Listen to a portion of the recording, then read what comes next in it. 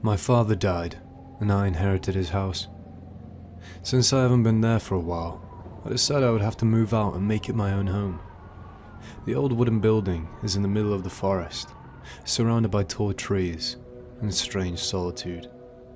Little did I know, this place was hiding a terrible secret, waiting to be revealed. Dust motes began to dance in the air, glistening in the setting sun, cleaning my things. The only sound I could hear on board was the occasional creaking of the floor. Every time I thought about my father's absence, I felt the empty space in my heart expand. As dusk fell over the cabin, I saw a long shadow stretching towards me. I looked out the window, hoping to see the soft moonlight, but all I could see was the thick darkness that covered the forest. The chirping of the owls and the rustling of leaves joined the symphony of night. My ears suddenly heard a strange sound from the rustling of the wind. There was a low, heart-breaking roar. Out of curiosity, I went outside and the fresh air tickled my skin.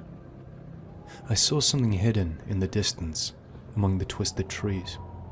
It looked human, but taller and paler than anyone I had ever seen. The statue stood motionless, its bright yellow eyes shining through the night with two ominous lanterns.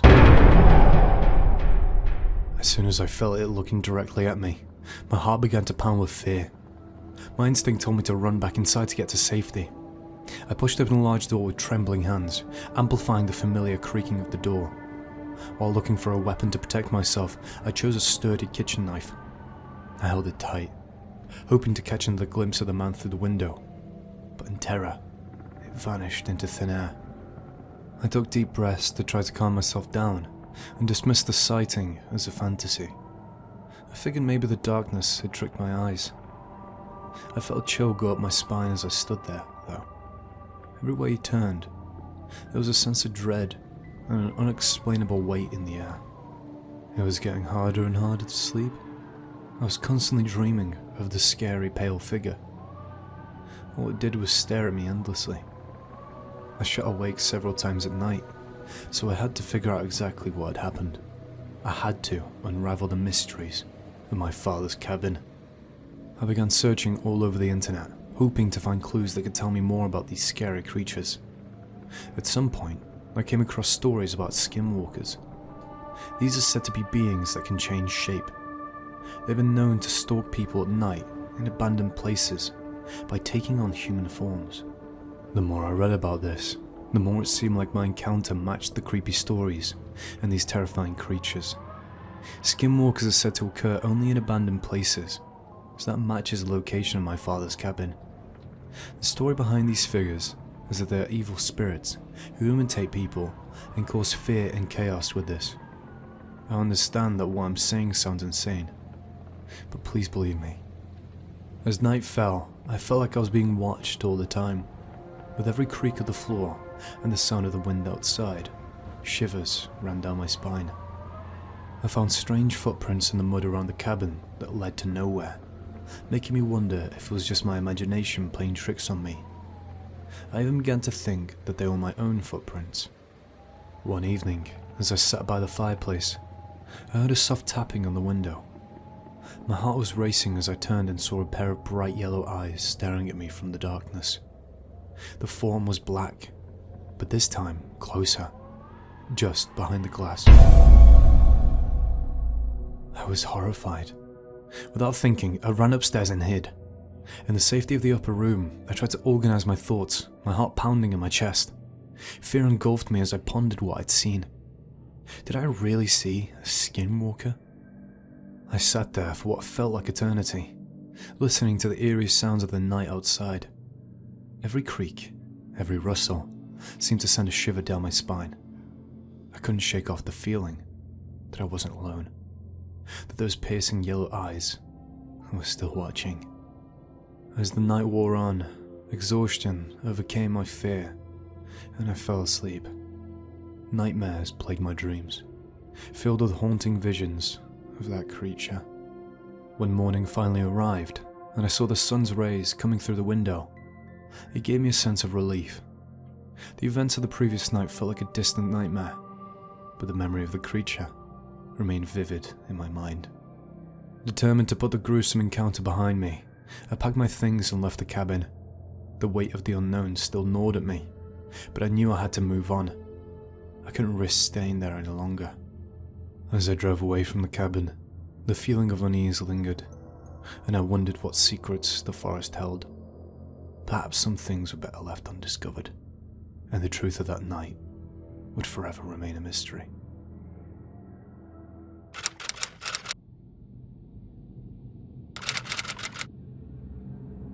I'd hiked deep into the forest on my own for hours. The tall trees that towered above me were covered in extensive shadows as the sun began to set. My body yearned for a nap as my legs cried out in protest with each step I took. I was about to give up when a fortunate turn of events led me to a cabin tucked away among the towering giants. A remnant from another era, the structure stood weathered and damaged. It drew me in with the promise of security and a momentary break from the encroaching night. As I walked toward the cabin, the sound of my boots scraping against the leaf-covered forest floor gave me hope. The door resisted my efforts as I extended my hand to open it. I gritted my teeth and worked incredibly hard to get past the challenging obstacle. I pushed against the door with all my might, but it resisted me and showed no signs of giving way. I searched the area for another entrance out of frustration and curiosity.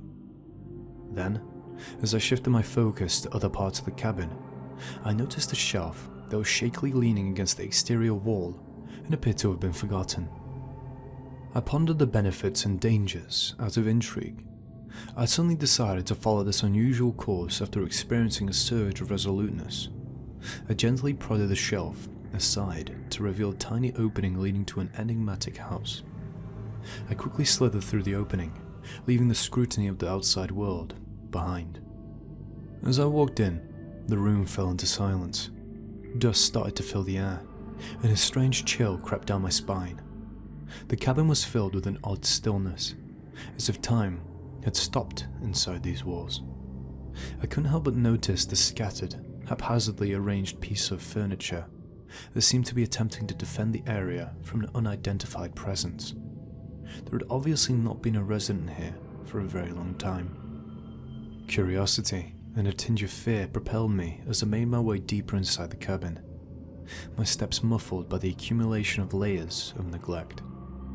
Every surface was covered in cobwebs, which clung to it like the delicate webs of weathered spiders. The once bright wallpaper was fading and peeling away, revealing a bleak colour scheme of decay. The next discovery, however, would cause my heart to beat frantically with fear. As I came around the corner, I noticed the door to the next room. Sharp, significant scratches marred its surface. Someone seemed to have been desperately tearing at the barrier, their fear showing in each fruitless movement. The sight started a haunting thought that started creeping into my head. The idea that someone had been kept captive here against their will made me feel sick to my stomach. Because I couldn't shake the growing unease, I intensified my investigation.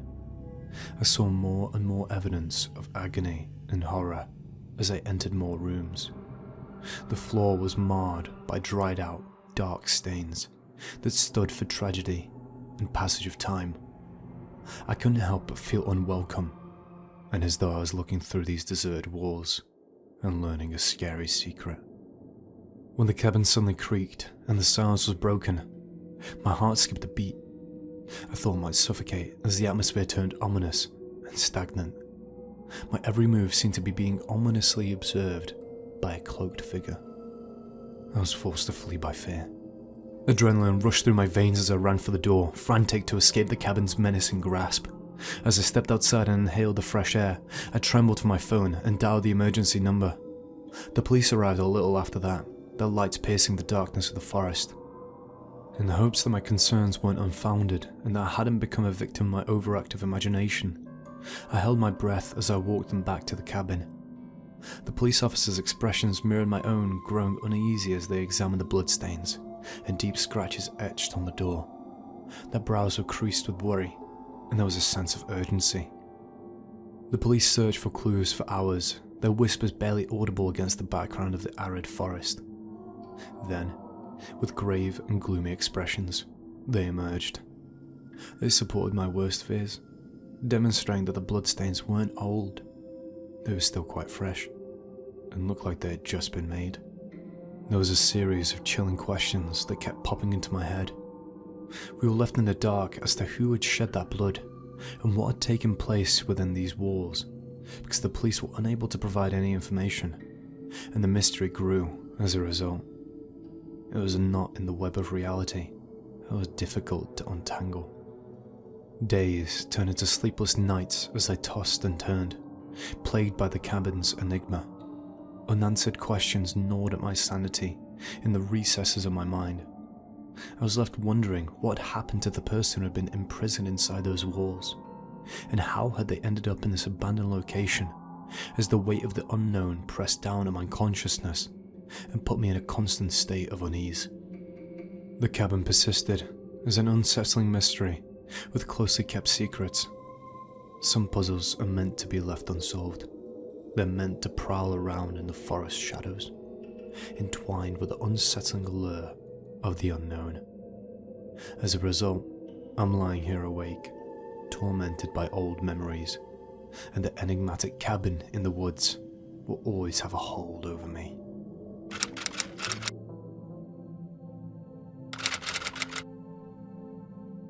We left for our long-awaited vacation in a secluded cabin hidden deep in the woods, and my family and I were over the moon excited. A picturesque setting with soaring trees, and the fresh scent of the outdoors was present. We had no idea that our idyllic vacation would quickly become a nightmare beyond our wildest dreams. The cabin itself exuded a homely charm, complete with squeaky wooden floors and a roaring fireplace for warmth and comfort.